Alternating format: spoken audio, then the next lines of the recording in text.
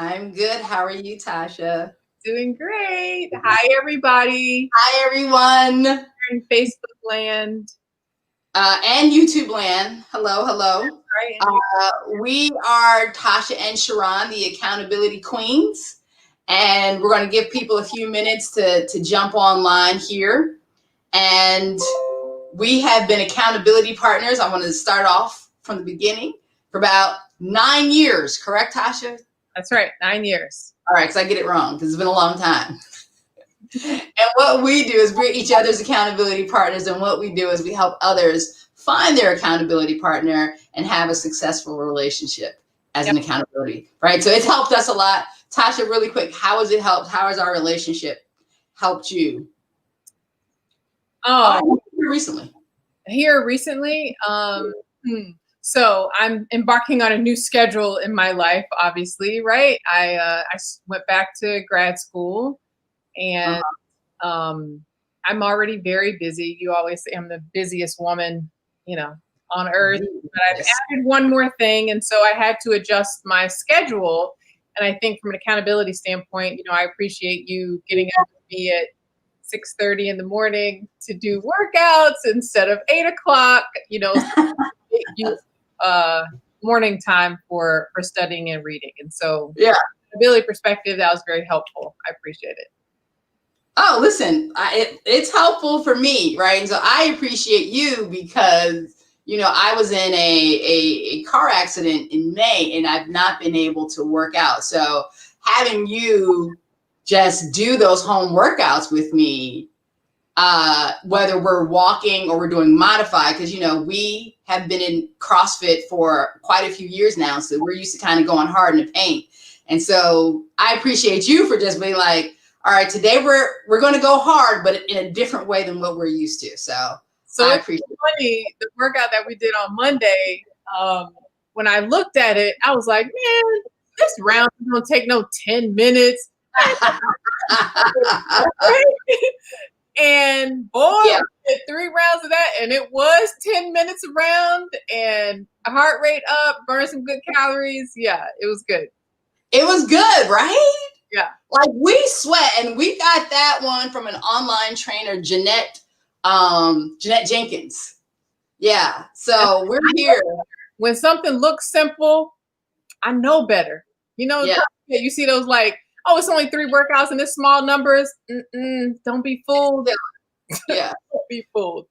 So I just want to let everybody that's listening know that I'm watching the comments. I'd love for you guys to shout out and let us know where you're listening in from, and we can give you a shout out. And then as we bring our guest on, we will be watching for questions. So, we're going to lead a conversation with them. But if you guys have questions, please just pop them in the comments.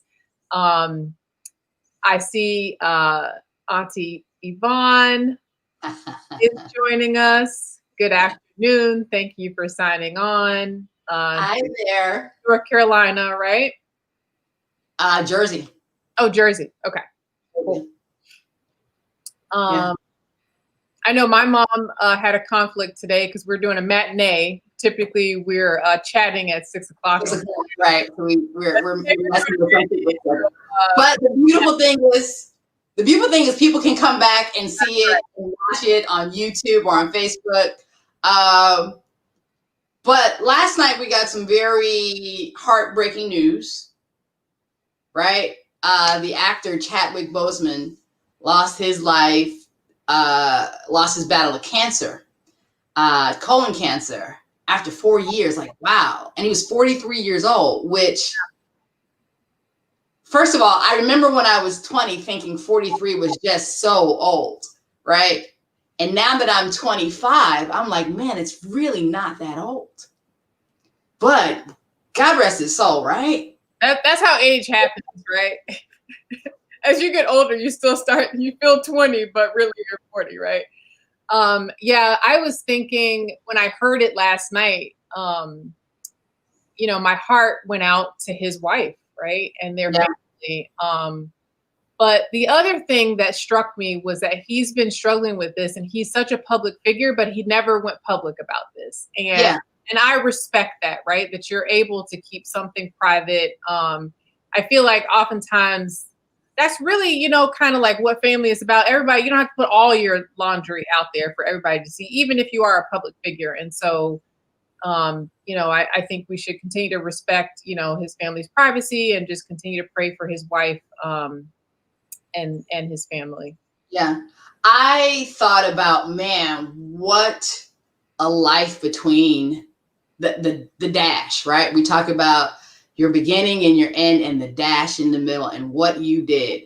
And that he was able to bring such powerfulness to roles of Jackie Robinson, Thurgood Marshall, and of course, Black Panther, the biggest movie of all time.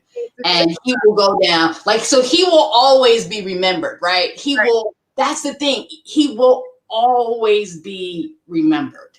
My kids probably look at Black Panther every day. Wow. Probably it's on Disney Plus, right? And so they have their little, and every day I see a scene from Black Panther. I'm sure he will live on. Yeah. So we have Verita's joining us. She said glad she's finally able to join. Hey Verita.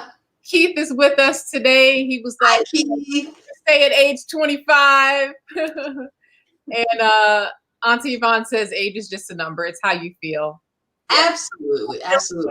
So I'm feeling 25 today. Every day. All right. So today's topic and today's guest, I'm actually really looking forward to this, right? Faith, fitness, and love. # Black love.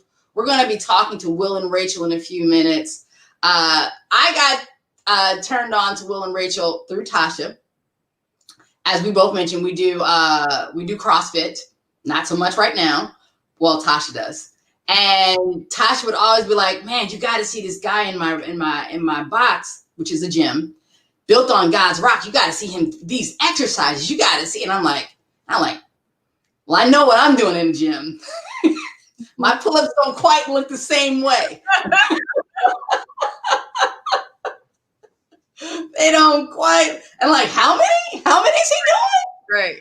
Oh, I'll do that next week. Right. And he videos like all his workouts, right? And so I'm always in the box. I'm like, where are you gonna be? Because I'm gonna be somewhere else. Because I don't want to show up in any of these videos because you make people look bad. Girl, sometimes if you go to his Instagram and you see that person in the back struggling, that is the show. The struggle bus in the back. But then we also, through that, we met virtually his fiance, Rachel, who is just as bad and just as a beast. And what's beautiful about them, it's all centered around faith. Right. And faith and their love. So we don't often get to see these couples together. So it's just going to be a great pleasure to talk to them for sure. Yeah. So ready to get this started, ready to bring Will and Rachel to the stage. I'm ready. Hey, Anna, thanks for joining us today. She's Forever 21. Oh, that's right. Go ahead. Hey, Anna. Hey, hello. Will. Hey, Rachel. Hi, guys. Hey, thanks for that introduction. That was funny. We were cracking up. Hey, Tasha, you're not the only one. Everyone does that. Nobody wants to be in the videos. Nobody wants to be in the videos. Although Will and I have a video together from Laura when we were doing wall balls. And I was like, man, I know this video is on me. I got to keep up. I got to. Oh man, the struggle bus in the back is real. But welcome. Thank you guys. We know you guys have a wedding to go to. So thank you guys for taking time out of your day. First off, we want to get into. Thank you for having us. Our pleasure. So CrossFit, first off, is not for the everyday person who wants to work out, right? Tasha and I have been doing CrossFit for after Peyton was born. So we're going to say maybe 7 years. About 7 years we've been doing CrossFit, right? And so we know what the CrossFit community looks like, right? Mm-hmm. It's not a whole lot of us in the CrossFit community. For sure.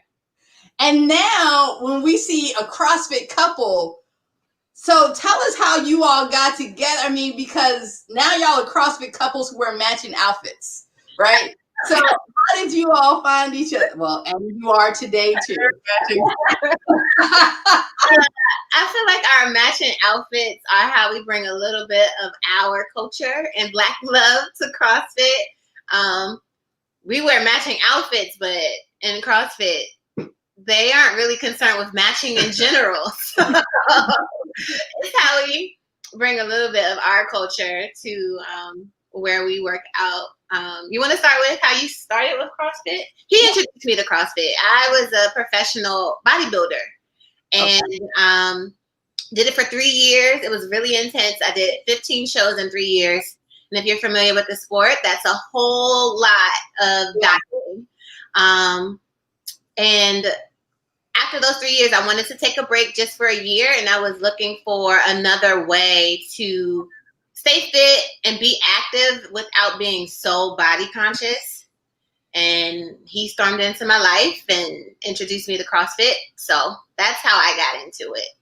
Yeah, so I got into it. A friend of mine, actually a Black guy, he was doing CrossFit as he traveled for a job. He had me do a workout. You know, I was working out at a standard gym, so I thought I was in shape or whatever. So we did a workout. I remember it started with like a 2-mile run as the start of the workout, and then it was like 50 of everything, and I almost died. But afterwards, I loved the feeling like, wow, I actually pushed myself when I just kept wanting to quit. So after that, I would go online and I Googled CrossFit, and I saw the CrossFit Games, and I was blown away. It was like action figures. They could do everything, walk on their hands, you know, do one-leg squats, lift weights, you name it. So then I watched that for years. But I was kind of actually, believe it or not, intimidated to go to a gym. I was like, no way I'm going to be able to do all of that. So I watched it for years, and I went on a cruise, and I seen a guy doing something. I thought he was doing CrossFit. So I asked him, he's like, yeah, you want to do a workout? I said, sure, I'll do a workout with you. So we did a workout. Long story short, he was like, when you get home, you got to sign up. So he showed me all these pictures from his competition. I was like, man, that looks cool. I was like, I don't know. And then, like most people, I was like, it's expensive. Why would I only pay $10. Why would I pay $2? So anyway, immediately I went home and I signed up at CrossFit Lower. I didn't do any research on gyms. I just went to a closest gym, signed up, and I was hooked. Yeah. Kind of like her, I had a long which is Black owned. I just want to point that out. Black owned, yeah. Despite what's going on, CrossFit at the executive level. Yeah. How many Black owned CrossFit gyms? And y'all go to one. Yeah. And that's why now I'm so passionate about posting my workouts, because I try to inspire others that are like us that you can do this too, you know. But once I signed up, I was hooked. And first off, hold on, Will, we can't do what you do. So no, that's the biggest misconception is that people think, okay, I can't do that because I can't do a muscle up. But I always try to tell people there's modifications for all fitness. Absolutely. And so it's modified no matter where you're at. And people spend more time than other people do. Right. Yeah. Right. That's true. Yeah, no question. So we noticed that you cover a lot of your Instagram photos with gospel music. Right. How do you make the connection between faith and fitness? Well, for me, I believe discipline begets discipline. And another one of my F's is faith, fitness, and finances. And I believe all three of them, you have to have that discipline to see success. And one of my favorite scriptures is, no discipline seems pleasant at the time. It's actually painful. However, it yields a harvest of righteousness for those who've been trained by it. So I like to show people that if you sacrifice, just like you do with your faith walk, just like you have to do with your finances to get ahead, they all have that seamless connection to each other where, you know, if you sacrifice, you pay a price to win, it's worth it in the end. So those three kind of streamline together for me. Yeah. So Rachel, I know that you're also into fitness. You're a fitness coach and very active Instagram page as well, and put out lots of encouraging messages. As a couple, right, bringing in the love portion of this, how do you guys hold each other accountable? Well, our friendship actually started through fitness, and we actually, it really caters to our love languages, because my highest is quality time and his is words of affirmation. So it helps us actually, it's where we spend our time. Our schedules are actually pretty opposite. Where I'm doing most of my coaching during the day, and he actually works his full time at night. But we're very sure to schedule our workouts and make sure that we're getting in there together. And we have a whole routine where we get our energy drinks in, we plan our outfits and make it there. So it's like our quality time where I get to tag along with Mr. Strong Guy and try to keep up with him. But also sometimes when he's hard on himself because he's super competitive, I'm there to be his big cheerleader. So that's where, and then what he said about the discipline begets discipline. So all three of those, faith, fitness, and finances, we're talking about those 24/7 and finding how they all interconnect in whatever's happening in our day to day. So that's how we keep each other accountable. Nice. I definitely hear words of affirmation in the video. I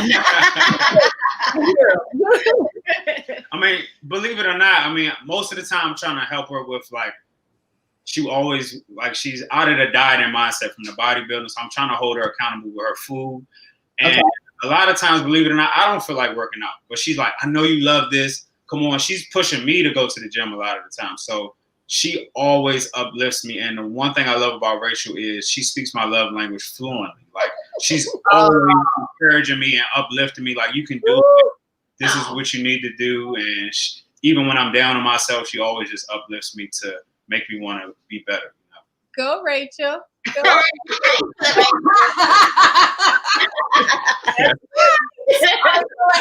So you all have just brought something very interesting in, right? You just said that she speaks your love language fluently. Did you all take the love language test? Because, you know, there's an online test. I think Dr. Gary Chapman. Yeah, did y'all do that? It's so funny because it wasn't in the beginning of our relationship, but after a while we were like, okay, this is really serious and this is really different. Like, why is this so great between us? Like, what is it about our relationships?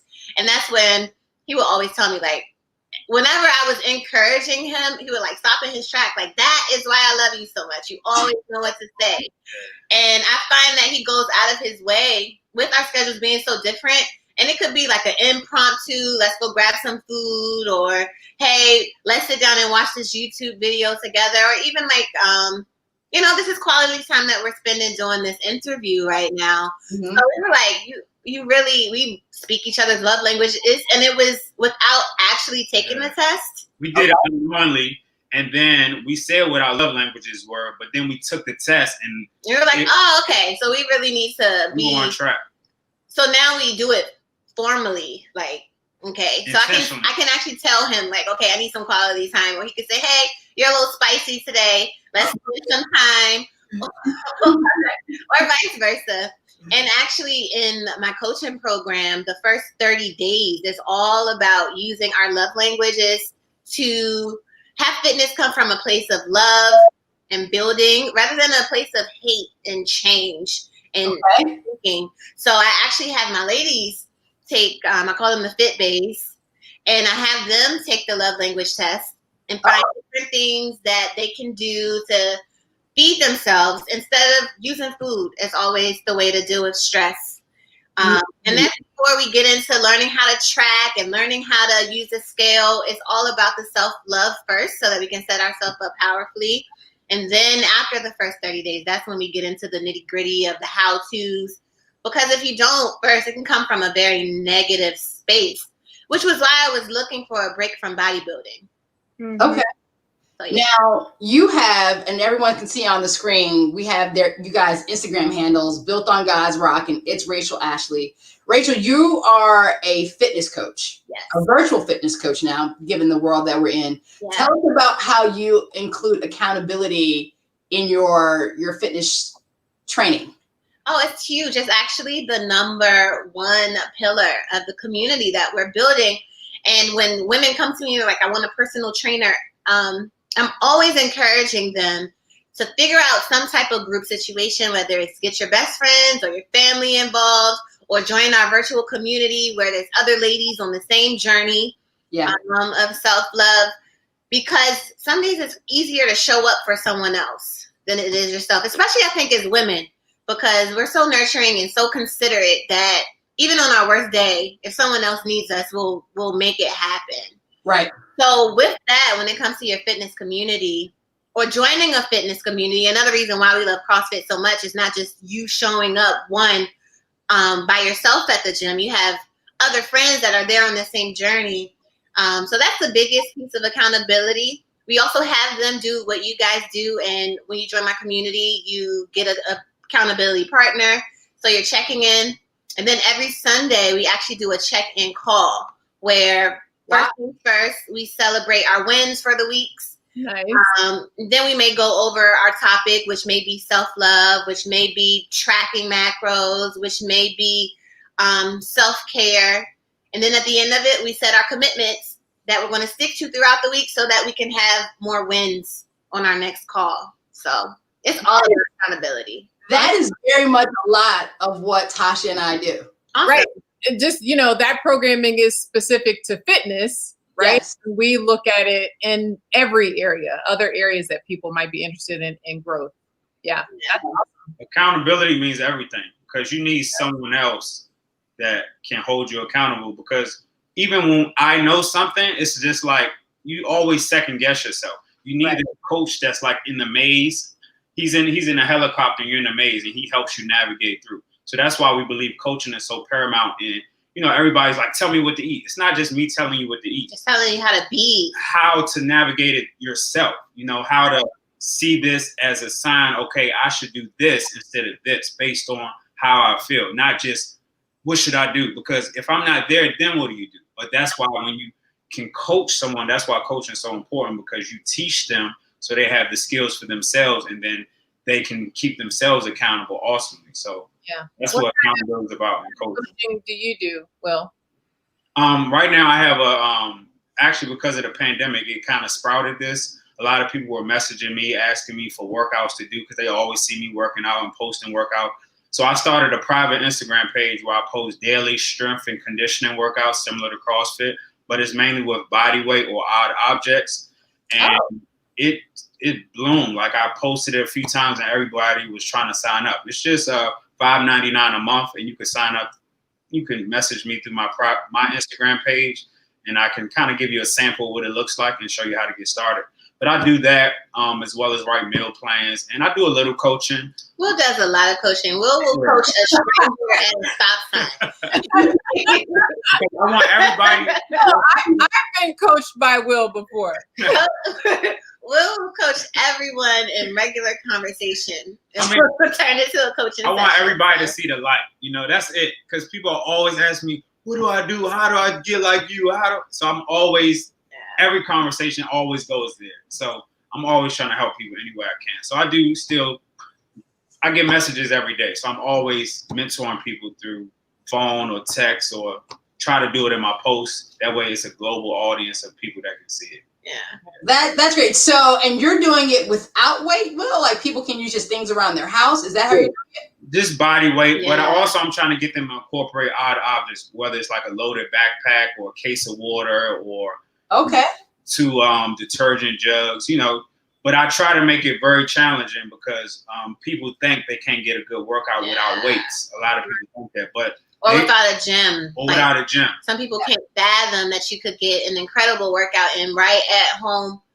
And that takes the excuses out of it. If you could just grab that jug of water and get it popping right there in your living room, now there's no excuse, whether it's raining or the gym's closed or your car broke down or whatever.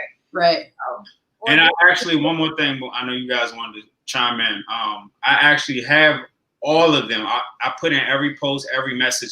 Grab your spouse, grab your friend, even grab your kids or your dog or your cat. Have them work out with you. That way you guys can push each other. And the next day when you don't feel like it, they're like, come on, let's go. Let's do another one. So I always tell them to get someone else, because accountability is what keeps people going, because you're not going to always feel like it, but you got to rely on that discipline from other people sometimes. Well, I mean, definitely. So Tasha and I, since we've gone into this pandemic, my box, is now 30 minutes away, because it used to be near my office. And also it closed down. So it was, my body was missing the workout. And so it's been great. Tasha and I, will get on FaceTime Monday, Wednesday, and Friday, and we'll be doing 6:30 a.m. Awesome. Yes, now it's 6:30 a.m. But it's that accountability. Like, so even though we were doing it at like 8 o'clock in the morning, it's okay for me to do it at 6:30 with her because I know it's going to get done. I know she's going to encourage me. I know we're going to push each other, and we're going to get the workout done. And Rachel, I will say for everyone, again, we've been to your Instagram page, and we're like, okay, this is what Rachel is doing. She's doing it on her little patio with a shoebox. But we can do that. That's right. And I have weights at home, right? I have an 8-pound medicine ball, but that's kind of odd, right? You can't use a medicine ball like you'd use weights. And so we get lots of workouts in, and I don't have weights. Yeah. Perfect. And I even went to look for weights the other day. You can't find anywhere. Nope. You can't find. But we have been working out with the little bit that we got. You know, in our community, resistance bands. Yeah, most of my program is done with resistance bands. Because it's also with women. And one thing that you'll see in a lot of my messages is the need to focus on building muscle. Yeah. For a healthy metabolism. So it's always, trying to overload and get stronger. So we'll add bands in or slow down tempos to really get in those tough workouts right at home. You don't need metal or iron to make it happen as much as they try to make it seem like you do. Yeah. All right, I got a question for you because once you just said something, women gaining muscle. There are a lot of women who believe like, now I've got a particular friend. Yeah. It's 90% of my posts. I mean, and she's like, oh, I don't want to lift weights because I don't want to get, must get bulky. And I'm like, in my mind, I'm like, it's going to take a really long time for that to happen. I always say you're going to have to stick to it first before. Right, but they're like afraid of lifting weights. So talk about the importance as women of us having healthy muscles. We can talk about this all day. This is where our conversation usually starts because there's the whole yo-yo dieting thing. And what's the statistics? Is it like 97%? What is it? People everybody tries to lose weight 4 to 5 times a year. 4 to 5 times a year, everybody's trying to lose weight. And most people, even when they do, they gain it right back and then some. And it's just because if you're cutting calories, and doing cardio, it's not Your sustainable. metabolism is going like this. It's not sustainable. Okay. You can't eat. Most women's metabolism, just because we just live in a sedentary society, it's already slower than it needs to be. So then you say you can only really maintain your weight at 1,500 calories. Right. Then you cut that so that you can be in a deficit, which is what it takes to lose weight. You also exercise yourself into a deficit. Your body's getting net 1,000 calories a day. It's going to be hungry. You're going to have more cravings. You're going to have low energy. Everything's going to look good. Everything's going to taste better. Everything's going to smell better. You're going to end up falling off the wagon and putting on fat because now you're eating in a surplus after slowing your metabolism down. The counterintuitive thing is to not even focus on losing weight and focus on changing your body's composition, which is putting on some muscle. As you do it, the mind-blowing thing is that you are burning calories. As obsessed as people are with burning calories, when you're doing exercises to build muscle, you're burning calories. So if that's absolutely imperative for you, you still get to burn the calories. But putting that muscle on your body increases your BMR, which is the amount of calories that your body just burns on its own. So when you look at those people who can just eat whatever they want and still burn, they have a good amount of muscle on their body. Yeah. All women are looking for a more toned look. You're not just looking to be a smaller, soft version of yourself. You want the muscle tone. You want the shape. And the only way to do that is to put the muscle there. You can't define what's not there. You need the muscle to define it.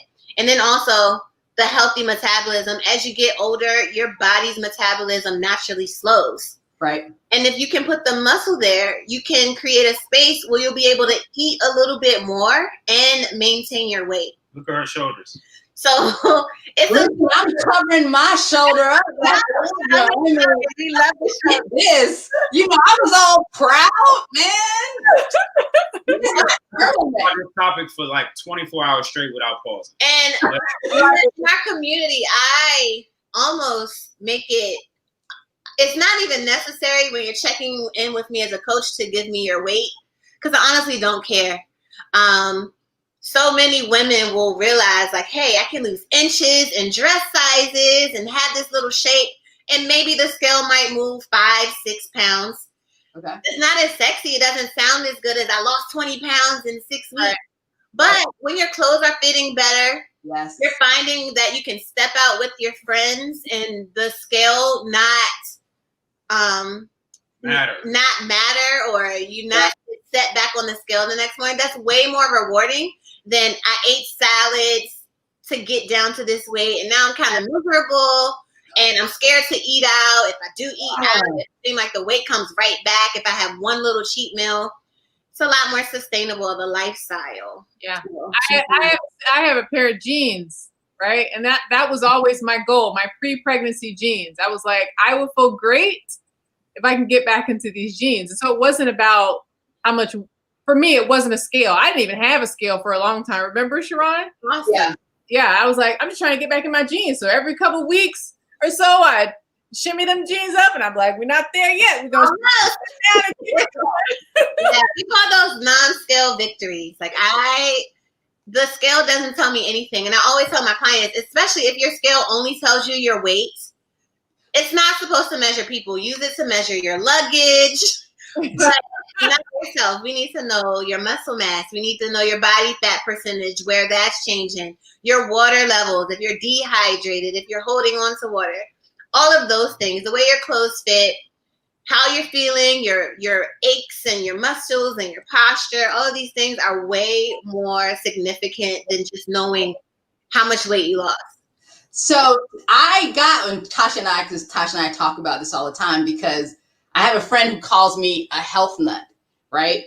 And I'm going to the scale thing. I never thought I was a health nut until I realized how much Tasha and I talk about our health. And I have one of those weights, and I'm so glad I have the weight that tells the scale that has my body fat, my percentage of muscle, and the amount of water weight. Because one day I gained weight, and I was like, what the heck? Mm-hmm. But, my body fat went down and my muscle went up. Hey, that's what we want. Oh, that was a good My favorite thing is showing a girl who's 160 pounds, like, I need to lose 30 pounds. And I'll show them another 160-pound girl that they want to look like. I'm like, it's not about the weight. It's about the muscle to fat ratio. Absolutely. When they realize a pound of muscle is this big, but a pound of fat is this big. Yeah. If you trade these for these and your weight stays the same, you look better and your metabolism's faster. So you can eat more and look better. That's your goal. Yeah. Your goal is not to lose weight. Your goal is to look better and feel better. It's not to lose weight. Nobody cares what the number is on the scale. Yeah. Or no one should care what the number is on the scale. And I also always tell them, like, I don't care how fast you lost it. How long can you keep it off? That's right. Yeah. How long can you keep that weight off? If it comes right, if you take 6 weeks, you lose an extravagant amount of weight, and then 6 weeks is right back. Or you go on vacation for a week. Right. And you're right back where you started. What was the point? But if you could do it sustainably, go on vacation, maybe the scale goes up a pound or two because you had some drinks and you're holding on to some water, but you're still fitting into your clothes. Right. Still able to head out with your family and have a nice meal out, then that's way more rewarding and healthy and sustainable. So it is. that's everything that we're always talking about. And it's not as sexy as lose 20 pounds in 7 days or whatever the messages are. It's not as sexy, but it's way healthier. And I feel like a lot more people in our community need to focus more on that. So we've come to the point in our conversation where, if you guys have ever watched Inside the Actors Studio, there's a round robin of 11 questions. that Tasha does so that we can all get to know you just a little bit better. Go ahead, Tasha. Yeah, it's fun. All right, so we're going to do one at a time, right? Because you guys probably may have different answers. Okay, so who wants to go first? I'll go. Okay, Will, what's your favorite word? Consistency. What's your least favorite word? Salt bite. I love the assault bite. He said assault bite. Least favorite word. I think my least favorite word is just anything negative. I don't like hearing negativity. Mm-hmm. So negativity. What turns you on creatively, spiritually, or emotionally? Creatively. Once I have some caffeine, I get very creative. But no, really, creatively, analogies. I like painting the pictures with analogies because it allows people to see exactly what I'm referring to. Like one that I use is people be like, man, I'm gonna just start over next week. I'm like, are you gonna slam once you drop your phone, you're just gonna keep throwing it on the ground and break it because you messed up? You just start right back over with your next meal. So analogies is for creativity. I believe that helps. All right, and what turns you off? Turns me off, again, negativity, laziness, cynical people, people that complain that don't want to do anything about it. Like if you're going to complain about it, let's focus on the solution. I'm all about solutions. That's it. All right.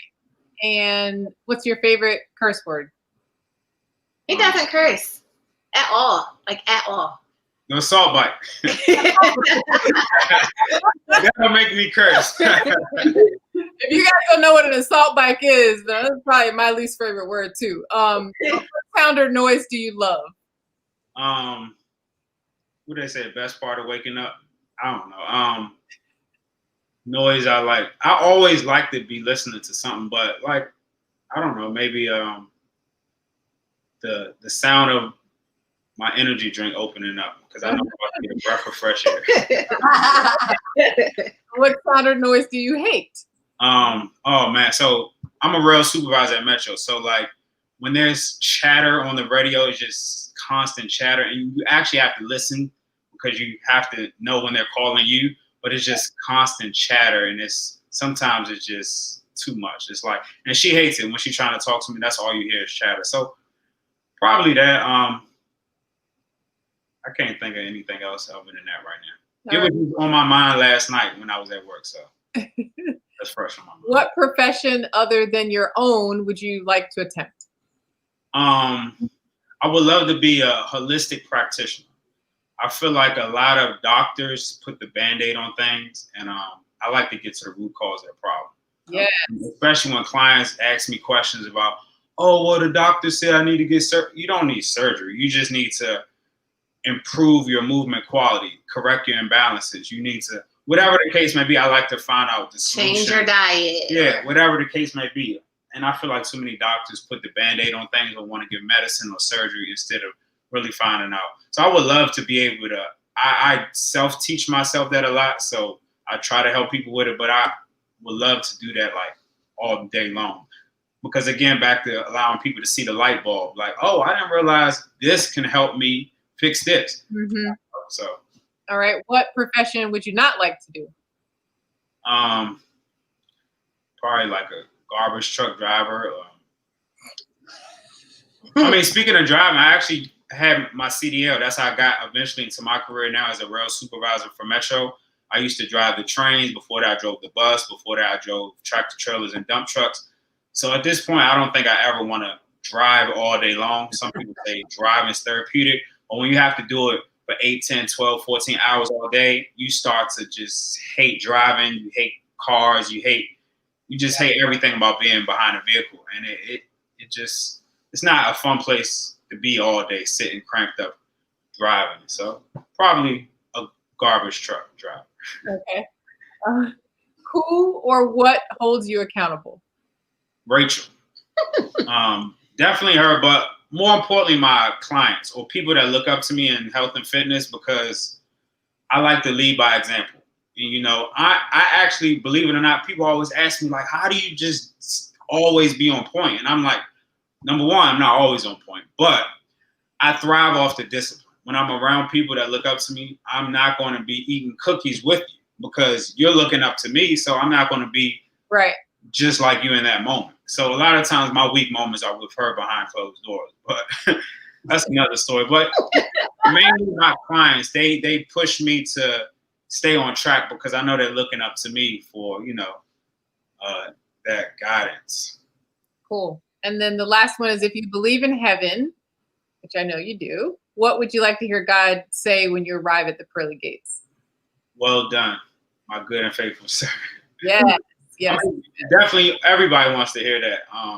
Because I try to live my life with integrity and just being able to shine a light in this dark world. So just being able to lead by example, I feel like that in and of itself, and, posting my gospel scriptures, trying to bring others to Christ. I feel as though, if I could do my best of righteous living, bring others to Christ, he'll be happy with what I've done in society. So. Yes. Wow. All right, Rachel, you ready? The heck. Hopefully I can come up with some different answers. But yeah, I'm ready. All right, what's your favorite word? My favorite word is transformation. What's your least favorite word? Least favorite word.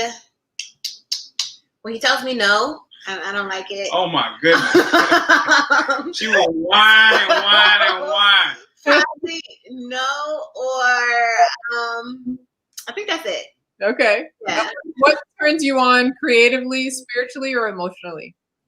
So, creatively, I think obstacles that, and this is creatively and spiritually, any obstacles that prevent people from their transformation. I told you my favorite word is transformation. That's why I love coaching. My background, actually, I went to school for child psychology and early childhood education. So it was always finding a way to teach the children how to learn what they needed to learn. And everybody needs something different. So I get really creative when someone can't see the big picture, but I know the big picture and I really want them or the best for them. And I think spiritually, those obstacles turn me on as well, because it's like I know what my calling is, and because I have faith in that calling and that's what I'm supposed to do, the obstacles don't stop me. I just have to get creative about how we're going to get there and how we're going to stick to the plan. But yeah, definitely obstacles to whatever transformation is supposed to be had at that point. Cool. Yeah. All right. And what turns you off? What turns me off? Let me think. What turns me off is just, I want to say trendy things. I am so against trend. When things blow up, I'm always the one like, nope. I naturally say no to things that are just like sensationalized, because there's usually a lie in there somewhere. Yeah. So trendy things are things that people believe but don't contest or look into. That's a big turn off for me. When someone wants to quote me something that's real, but it's like, that's just the headline. You should do more research. Those conversations and things turn me off. Yeah. Yeah. All right. What's your favorite curse word? My favorite curse word. I don't curse as much as I used to. What's my favorite word? Do I have a favorite curse word? I can't think of one. Okay. Yeah. All right. What sound or noise do you love? I love, it's so funny. Even our accountability chat in my coaching community, it can get really busy, but it makes me so excited when the women are engaging together. Even if I'm not fully present, but I can hear that going off all day, I know that they're having conversations and uplifting each other. So I really love that sound.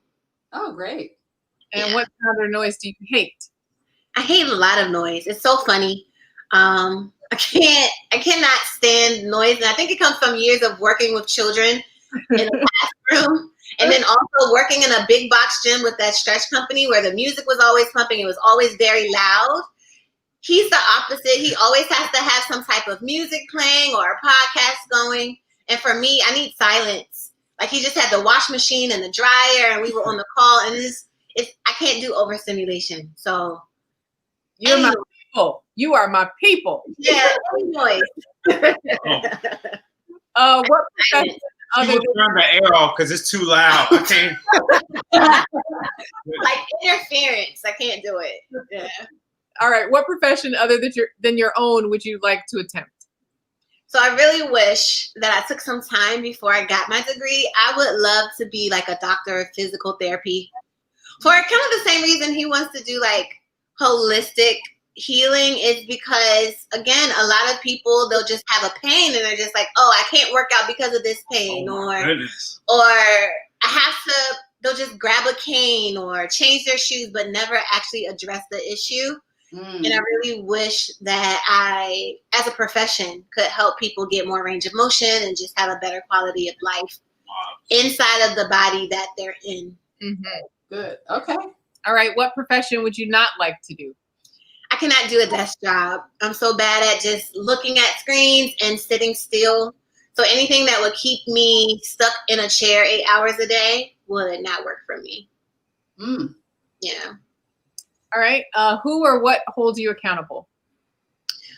I guess it's pretty similar to Will.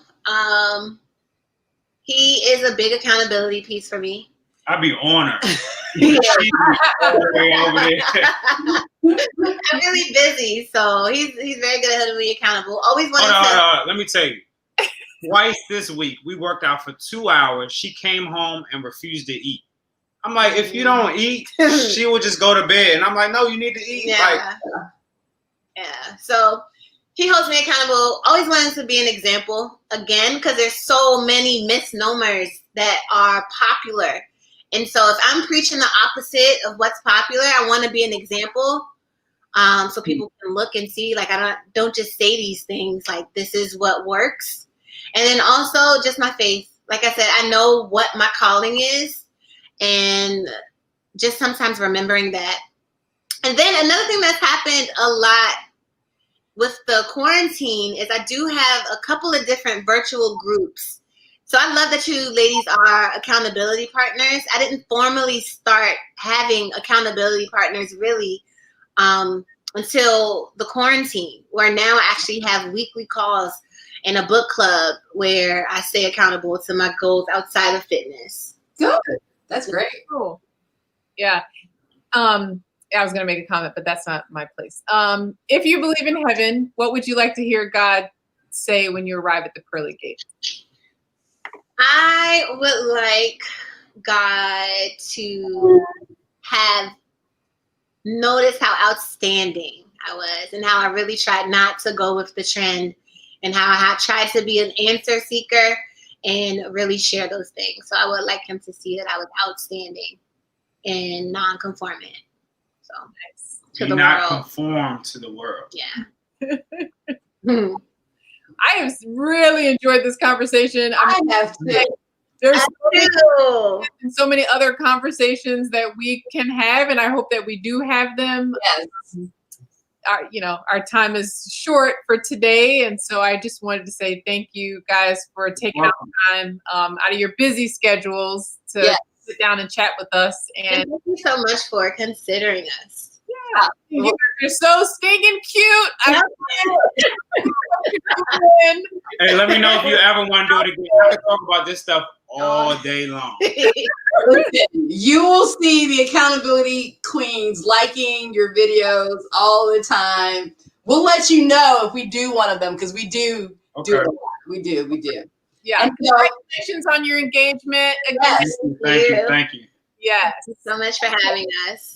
Before we go, I want to remind everyone to follow. It's been up for a while. You can follow Will at Built on God's Rock on Instagram, and it's Rachel Ashley on Instagram. But you can also continue to follow us on Facebook, Instagram, and YouTube at The Accountability Queens.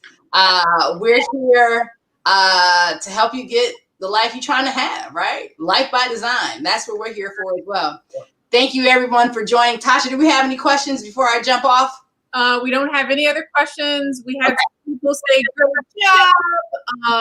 Like you said, it's very important. Make sure you're having the, self-kindness and rewarding yourself for things you achieve. So yes, you guys have encouraged our audience today. We appreciate you. We appreciate you. Y'all have a blessed day. Have a blessed one. Enjoy your day, everybody. Bye, ladies. Bye. Bye, Tasha. What's my favorite